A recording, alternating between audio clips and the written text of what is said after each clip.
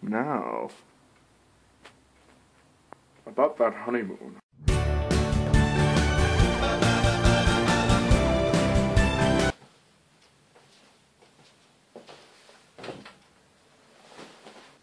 James, are they gonna find us? Don't worry, lass. I'll make sure they don't. I want you... But we're married. You can't just run off like this. You know, you've got a commitment to keep. You married me. You can't just run off. Well, I've got stuff to do. But I thought you wanted to be with me forever and ever. Don't worry. This is my second life. You only live twice, Mr. Bond.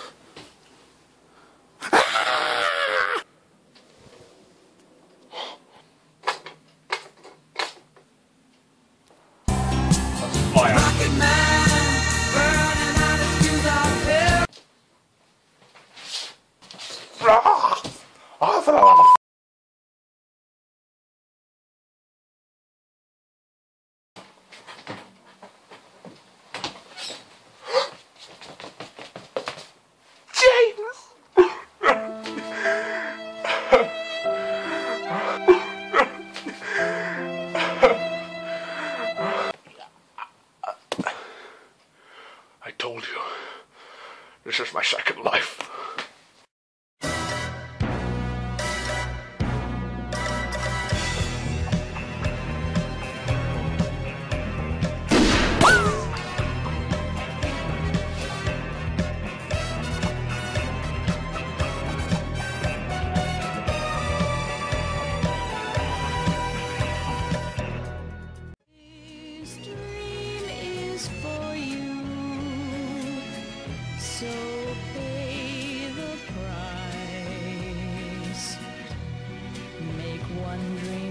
True, you only live twice. Hello Bond fans, so welcome back to my 5th James Bond movie review, and yes, I had my hair cut. The 5th movie of the series and the 5th James Bond movie to start. Sean Connery as James Bond. You only live twice. Now, new director coming to the mix, Lois, Gilbert. And the light's on because I'm filming this at night. You should know that. Basically, I'm going to read the plot off here because I don't know how to sum up in my own words. Sorry, I know it's kind of cheating. I shouldn't do this, but fuck it. Okay. Agent 007 and the Japanese Secret Service Ninja Force must find and stop the true culprit of a series of space jackings before nuclear war is provoked. And of course, the instigator in this space jackings is of course Blofeld, played by Pleasence. So, You Only Live Twice. This used to be my least favourite movie of the series, but I have to say, most recent viewing, the first time I've watched it and actually kind of enjoyed it. To an extent. This movie is kind of praised quite a lot, I mean, in terms of sort of the Connery fans. I mean, I don't hate this movie anymore. I kind of think it's okay. I mean, it is an improvement in Thunderball, in my opinion. I always thought that, I always thought Thunderball was just so unwatchable, but, this used to be worse, but now I watch this film and I see it's actually not as bad as I thought it was. And I was harsh on this movie, so to all those people that love this movie, I'm sorry, I apologise. I don't really still like it, but I want to apologise if I was harsh on it before. So yeah, You Only Live Twice. I think it has its moments. It's not particularly brilliant at all. I mean, certain issues with a lot of things. First of all, Connery. I mean, my God, Connery looks so bored. I mean, I know, bit of background, Connery wasn't particularly happy after during Thunderball and sort of after Thunderball. He was having problems. He thought the fame was all like too much for him, and he didn't think he had any privacy. And he was having row. He didn't get on with Harry Saltzman. They were having rows and everything, and it just all got to him. And he decided to. I think his contract sort of enabled him to do one more, and so he wanted to sort of leave after Thunderball. But I think things happened, and his contract still stood. So. This could have been Connery's final performance had he not come back for Diamonds Are Forever, but I'll talk about that in the Diamonds Are Forever review. But Connery's first official exit to the role of James Bond in You Only Live Twice, and his performance here is just absolutely terrible. This would have been a really bad film for him to leave on. It's, you know, his performance is crap. I'm sorry, but he looks so bored. A couple of moments he was like, oh yeah, sure, yeah. But most of the time, he's just like, oh yes, we're gonna do this, and we're gonna stop here. We got a good Blofeld, and blah blah.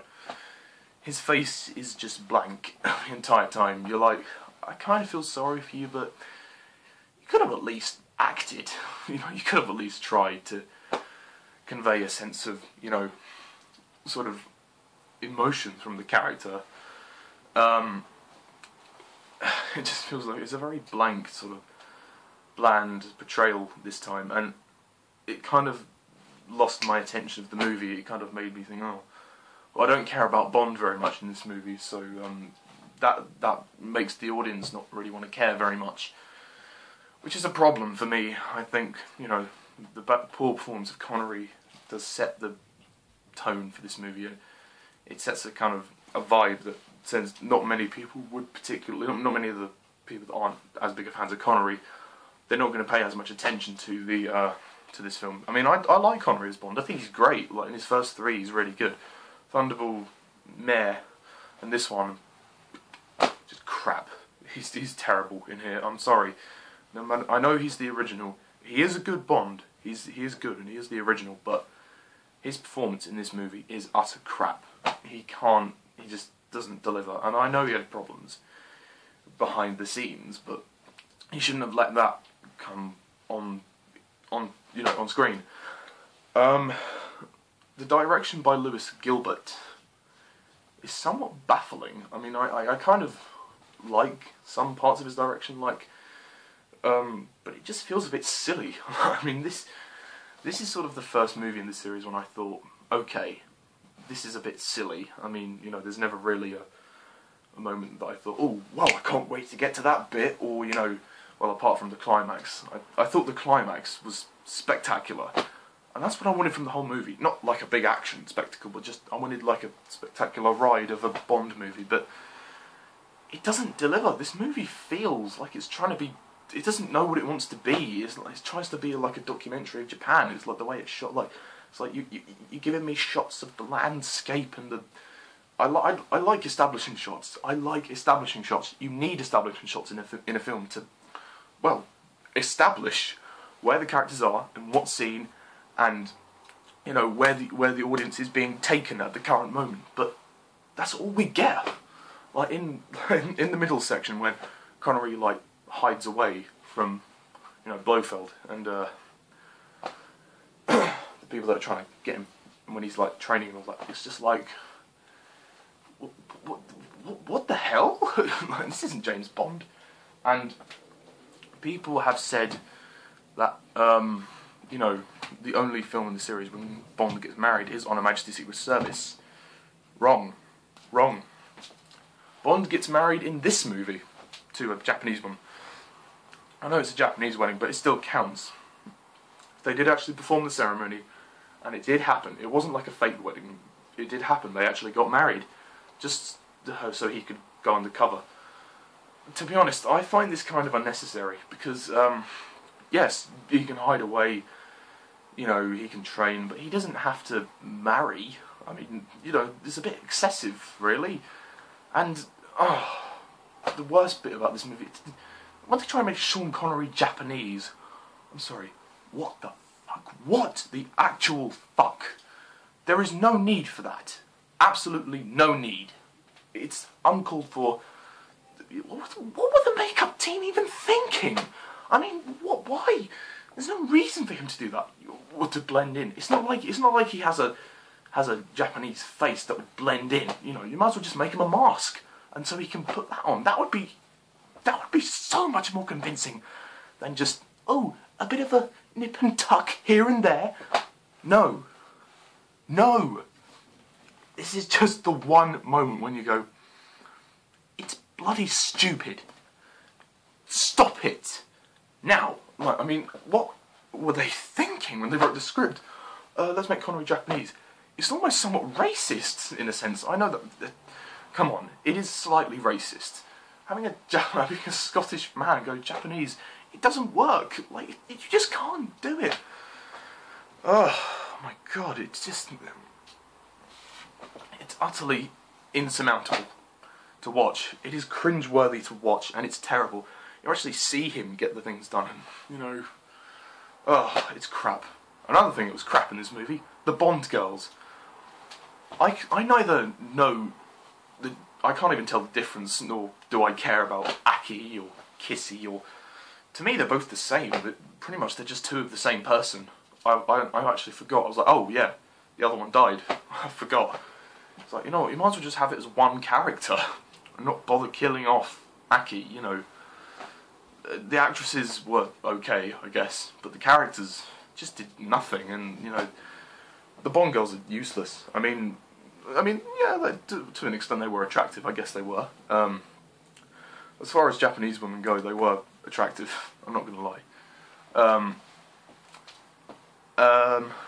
But yeah, as in terms of character development, this movie just has none of it. And, you know, it's called You Only Live Twice, only because of the opening sequence. The opening sequence has nothing to do with the main plot. Nothing. It's just so we can, let's tie it in with the title somehow. Oh, yeah, great. Bond dies again in the opening sequence. This is like the third time in the Connery era that this has happened. This is honestly the worst pre-credit sequence I can think of. It's so short and abrupt. It's just like, oh, yes, and then she gets out of the bed. Vroom. Dead Connery. It's like, what the hell? And they only did... It's just so stupid. It's bad. I mean, oh, the writers, what were they thinking?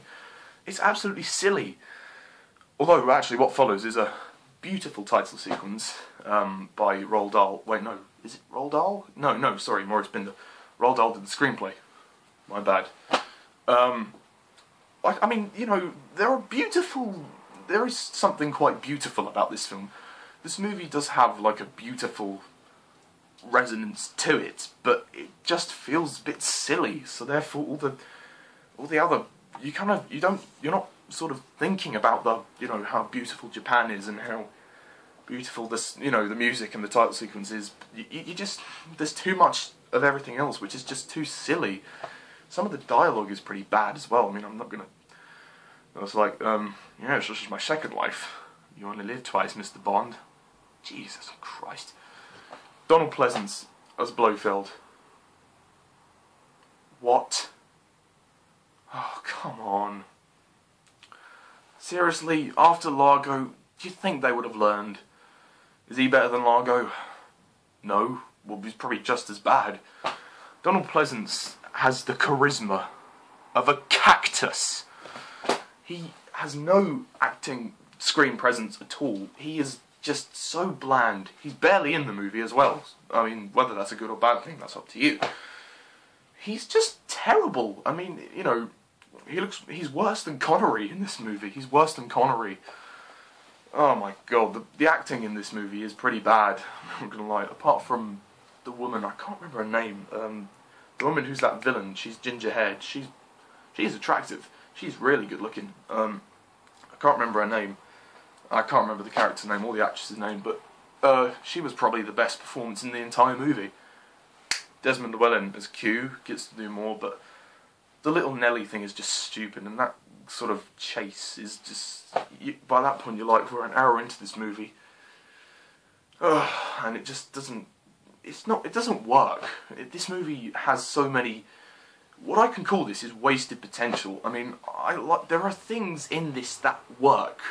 but there's a lot of things that could have worked a lot better had they taken out the silliness. Take out Connery being Japanese. You know, take out all the little Nelly, the stupid dialogue. Get the actors to do better performances. Make the Bond... Give character development. You know, the whole point of writing is to develop your characters. You've got to develop your characters in order to drive the story along. I mean, Bond, you know, fair enough. We've seen Connery in 4 films prior to this, so, you know, we kind of are familiar with him. But the Bond girls just lacked so much development, and it was really starting to annoy me. Because, like, when Aki died, you don't feel anything. The audience can't emotionally connect with that, because, you know, we can't be emotionally sympathetic to a character who has not been developed. It just doesn't work. You can't do that. You just don't. It doesn't work. You don't get any feeling from it. Admittedly, the cinematography has never been better. This is one of the best looking Bond movies. The visuals are stunning for 1967. The visuals are absolutely stunning, and I love the fact that they actually went out to Japan to get this done. I mean, look, thinking about sort of the Wolverine, watching that movie, that obviously Japan's obviously so much more technology nowadays, and that movie looked really stunning. Even for the 60s, Japan looks so beautiful. It really does, and I think especially during the nighttime scenes and the earlier scenes of the film in Tokyo. I didn't really care for the plot very much. I mean, it's a better plot than the previous film, but I don't know, I just didn't really care for it very much. This movie's just very forgettable. I don't think it's terrible, but it's not fantastic. I admittedly was harsh on it. The score is beautiful. I think this is one of John Barry's best Bond scores. It's such a really nice, slow, kind of peaceful theme. Like when Connery's, you know, sort of hiding away, waiting out, at least we've got something to kind of, you know, nourish us, so to speak, in sort of the world of Bond. You know, the music is really immersive. It immerses you into the world of Japan, into the world of Bond. It is a superb piece, if you will, you know, of music. It's just such a great piece of music, and, you know, it's stunning to listen to. The song "You Only Live Twice" by Nancy Sinatra, I think it's a bit overrated. I mean, Jack McCullough finds the Thunderball song overrated, you know, fair enough. I mean, I find this song overrated. I mean, I like it. It's not bad. It's quite good, but it's just a bit slow.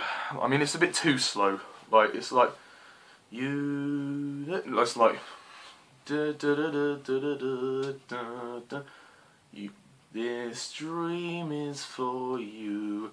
Now pay the price. I'm not going to actually sing because that would attract too much unnecessary attention. Like, you only live. Da, da, da, da, da, da, da. I don't mind like a slow piece of music, but for the title sequence, when it was moving fast, I felt the song was kind of slowly trudging behind the visuals of the title sequence. Admittedly, though, this does have one of the best title sequences of the series and some of the best music as well. Like I said, there's good stuff in there, but there's just not enough. There's not enough to sort of redeem the movie. I think it's an all-right movie. It's nothing special. It's very forgettable. The last 30 minutes are great. The endings, although it does end kind of abruptly. Connery is terrible in this movie. It really does show. He's terrible, and, you know, I really hate to say that because I like Connery as Bond. I think he's a good Bond.